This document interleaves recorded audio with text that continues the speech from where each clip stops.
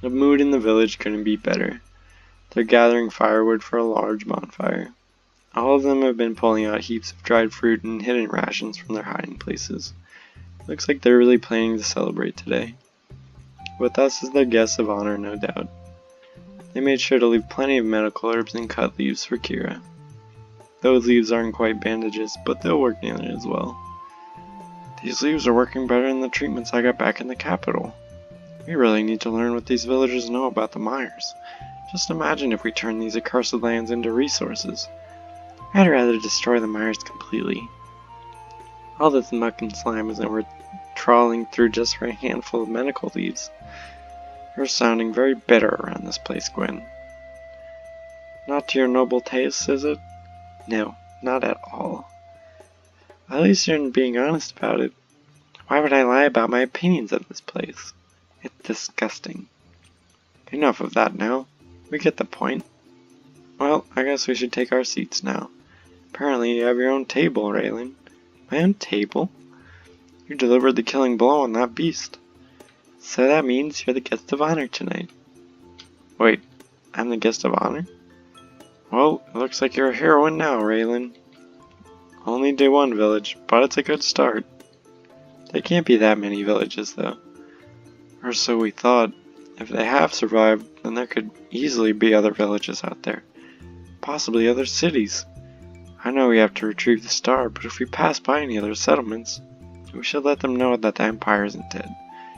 I think that is important, as I feel something tugging on my arm before I can finish my sentence. Come on, you're late. It's time for the feast. Before I can say anything, Ethy's already pushing me towards an empty seat. I'm placed at a table in a small clearing. An exotic array of fruit is displayed before me.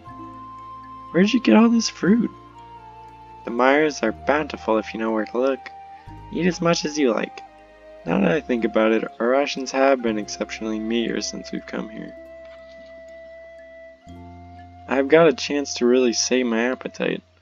I cram fruit into my mouth as if I hadn't eaten in a lifetime. The bizarre array of flavors assaulting my tongue doesn't stop me. I'm going to eat until I can eat no more. I can see Gwen and Kira indulging themselves merely a table away. No more stale bread for a while. This food is fantastic. Don't get used to it, Gwen. It'll make you soft. Who cares about that right now? We're celebrating. Even Raelin is gorging herself.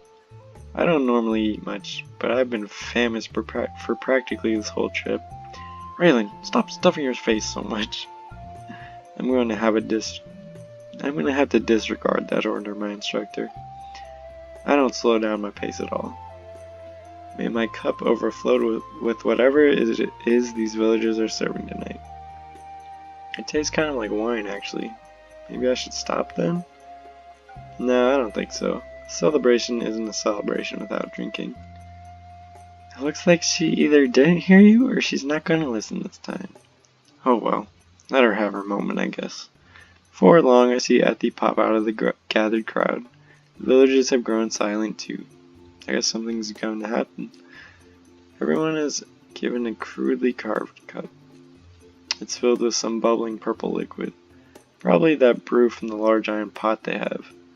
Ethy looks like she's going to do a speech. To our heroines, thank you. We owe you so much. Well, that was the shortest speech I've ever heard. But it was completely sincere. That makes it mean so much more. All of the villagers raise their cups in a toast to us. Kira smiles it before she dares to drink it. You shouldn't drink this. I can handle it, but I doubt either of you can. Curiously, I take a wooden cup and look at the purple liquid swirling inside it. Well, I'm the sort of person who needs to know things before certain. I take a sip. Just a small sip. As soon as the liquid pours into my stomach, it feels as though there's a furnace inside it. My insides burn intensely. I'd be surprised if there wasn't steam coming out of my ears. A mocking smirk forms on Kira's face as she watches me squirm. I told you, shouldn't you listen to your instructor, Raelin? Why did you do that, Raelin? Gwen just looks disappointed in me. I did it because I had to know. Surely you can understand that, Gwen. Do you even believe in caution? I'm not putting up with scolding like this. I immediately dive for water, drinking as much of it as I can. The fire in my stomach settles down after that. It's not only alcoholic, it also happens to be very spicy. Okay. I don't think water would help. Not the sort of thing I would drink in the capital, but it's still nice. Nice? That's what she calls it? Nice? Ethy bounds over to me after the first drink. Another toast to Raelin, Slayer of the Beast. All the villagers raise their cups to me. Do you have any words to say, Raelin? Before I can respond, I feel myself losing control of my body. What is Uh-oh. Oh. So there really are survivors out there. Raelin, why are you talking that way? But it's not my voice, Ethy. It's Ardena. I'm afraid that it's not Raelin that is speaking to you, Ethy. I can see flickers of light glowing around my body, just like when the empress lost her temper in the council chambers. Do you remember this light? All the people of the capital and land know the light of the tallest tower. The light of Ardena, the empress. All the villagers back away from me, awed at the presence of the empress. To feel her power surging through me, it's breathtaking. How strong is she exactly? I feel like I could sweep the entire Mars out of existence with this power. Please, there is no need to be afraid. Do you not recognize your empress? Am I not the light which shines from the capital's tallest tower? She's putting on a display, it seems, to fully reassure these villagers that their empress is still with them. It's the empress. This light, there's no mistaking it. It's the same light which emits from the tallest tower of the capital. How could you tell? Ardena, the immortal, undying empress, banisher of darkness. Forgive us for doubting. Please do not beg for my forgiveness. Your caution is the only thing which has been keeping you alive out here. I've been listening through Raelin this entire time. Oh. What she has said is very true. Even when she was taking a bath? These three warriors are on a quest for me. They seek the fallen star which crashed from the heaven several weeks ago. The heaven. I will ask this of you, villagers. Will you not help them? I do not wish to force you into any decision, but we need whatever help we can get. Ethy translates her words to the villagers. After a while, they seem to reach a consensus. For the empress, anything. Say what they need, and we shall give it. The other villagers step forward too, reaffirming Ethy's choice. A mighty cheer echoes from them. With my lips, Ardena allows the biggest smile to form across my face. You are such a wonderful citizens of the Empire. Never lose your spirit, even in the face of absolute darkness. That is my second request for you. Once again, a resounding roar comes from as a response from the villagers. No matter where Ardena goes, she seems to inspire people merely by her presence. I did not feel anything like this before the star fell. She's truly reclaiming her role as the empress. Please remember, we have not forgotten about you. There will be an attempt to reclaim this land soon. Will you not assist us with these efforts? Each villager looks at each other. Dark or not, these are our homes. Please, don't take our homes away. No one will take your home away. I will be overseeing the efforts myself. Ethy, for you in particular, I have one last request. What does the Empress want with me? Could you please accompany these warriors on their quest? The Empress wants me to chase the star with them? But what does the star mean? Why must we seek it? All you need to know is that it is important. You can decline if you wish. For a moment, Ethy looks back to the three of us. After thinking on it for a moment, she smiles and gives a nod. The villager will be fine now, thanks to them. I will seek the star with my friends. You make your Empress proud, Ethy. I think I need to have a private moment with you, Ardena. What is it, Raelin? I move away from the rest of the party so that I can have a moment alone. To my surprise, an ethereal-looking Ardena appears before me in the shade. How are you even doing this? Gifts aren't the only form of magic in this world, Raelin. To cast my spirit afar into this suitable vessel. It is no different than you far-seeing. I simply cast myself into a body, whereas you cast yourself into a location. Don't you think you should ask before you do that? Yes, you're right. I apologize. Good. Anyway, I wanted to ask something else. There have been expeditions sent here before. How are you so certain sending one now will help? Because these villagers have the knowledge we need. You yourself saw how they made cures and antidotes for dealing with the dangers of the mires. I wonder why they didn't help earlier then. They were either afraid of us, or only able to help themselves. That monster had been tormenting and haunting them for years. Now that it's dead, they can be at peace for a while. We must take advantage of this opportunity and ready a logging expedition as soon as possible. Reclaiming the mires is the first step in reclaiming our lands. Once we begin to build up momentum and clear these blighted forests away, we will be able to push it back out. It will take a long time to prepare for this, though. The capital is still in a state of unrest. I have been doing my best to assure the people that things are going fine, but the unrest is still growing. You have done well here, but remember that it would not be wise to linger for too long. That star must be brought to the capital soon. Why soon? Is something going to happen if we don't reach it in time? There are things in this world that are better left undiscovered, Raelin. Your curiosity may be your undoing. So I like to peek in places that I'm not supposed to. Everyone has their flaws. I bet even you do, Ardena. Of course I have flaws. I'm only human after all. But as we've talked about it, I must appear as something more than that. You're doing well so far, Raelin. I have faith that you will return safely. I can feel her presence fade away, and I'm alone once again. Starting things out with the empress, I'm presuming? You could say that. I wonder why Ardena chose to appear now after we've slain the beast. Because we can't rely on her to solve our problems for us. She would already have her own business to attend to as well. What is important is that we proved our worthiness. She just reinforced that we already proved to the villagers. She didn't appear just for our sake either. The Empress appeared there to reassure them too. They've been running and surviving in this place for a long time. She gave them fresh hope for the future.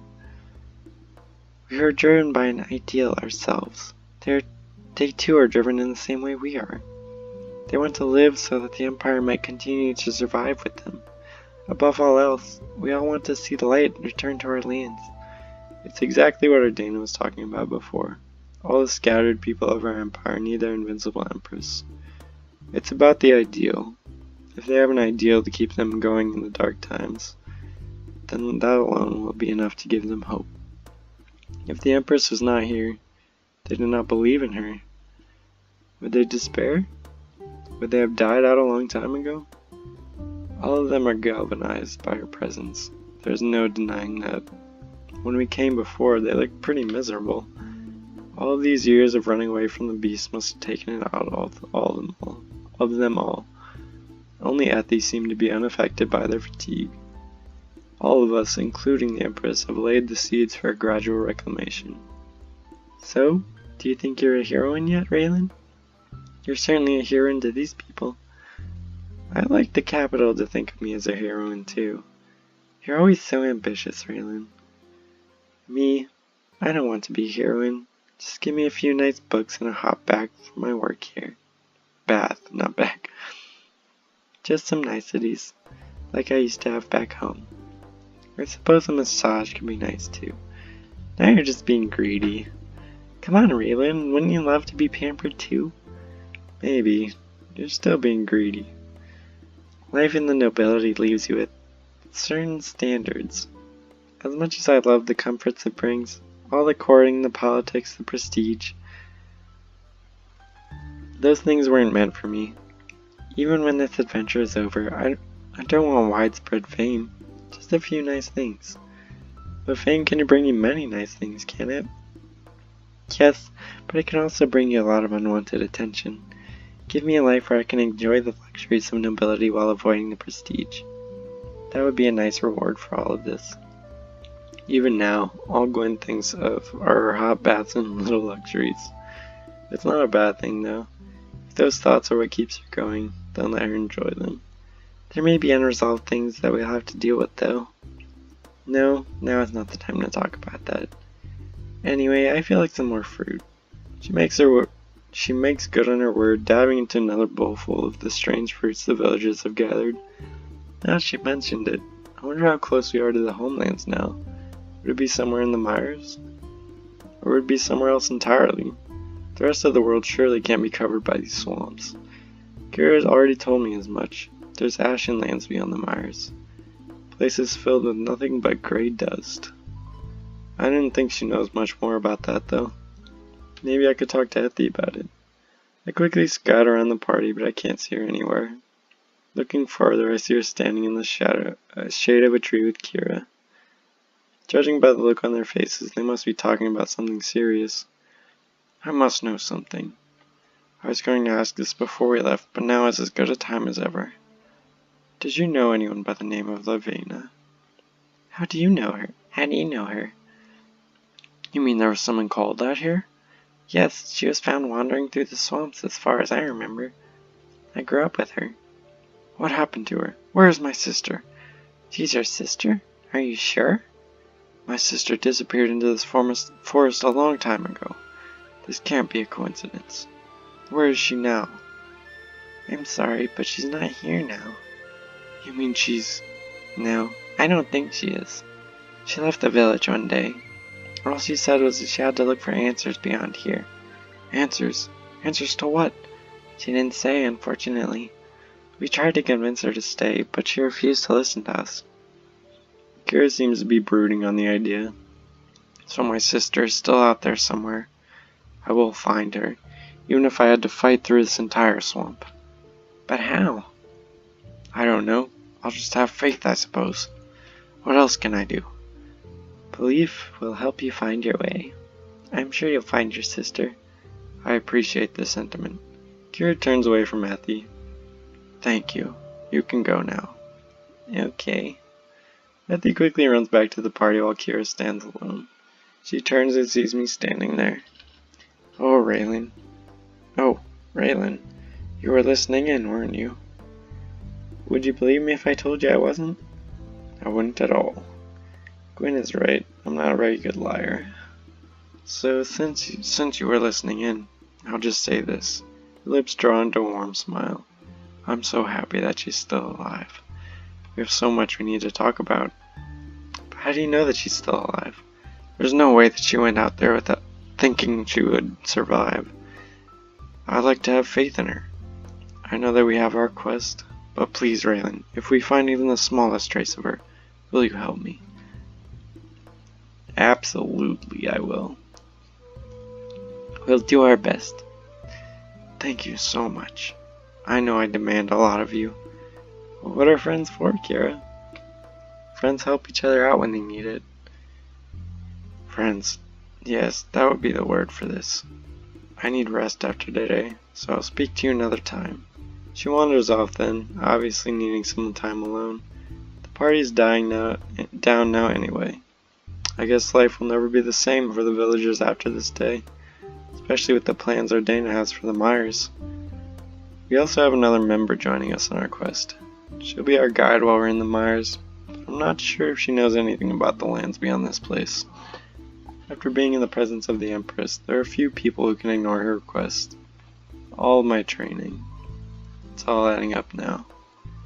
I've only fought 2 monsters so far, but I doubt that they're going to be the only threats I come across.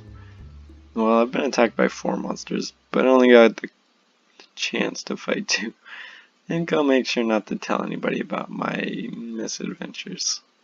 For now though, all I can do is wait. The star, the lands beyond the mires, what Gwen is hiding about Kira's sister. Will I find the answers behind these mysteries? Will I find what I want to find them? Suppose only time will tell. There it is! The end! Man, that's pretty good. I mean, it kinda sucks. It feels like they're not making a part 2. But I don't know. They might be. if they do. Be interesting to see what happens, but otherwise, pretty good story. I like the Empress a lot. She's very she's just like, you know that she knows what she's doing. Anyways, if you enjoy the series, be sure to give it a thumbs up for me and subscribe for. I was gonna say subscribe for more, but I take this series over. Comment if you want me to do something else. I don't know. One of the other soccer games. I have a few of them. Soccer Nova, Angel that I played already, and there's another one. Forgot what it's called. Oh, Spirit. Soccer Spirit.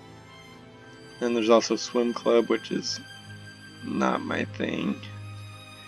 Anyways, be sure to check out my channel, see my other series. Give this video a thumbs up if you like it, and yeah, thanks for watching.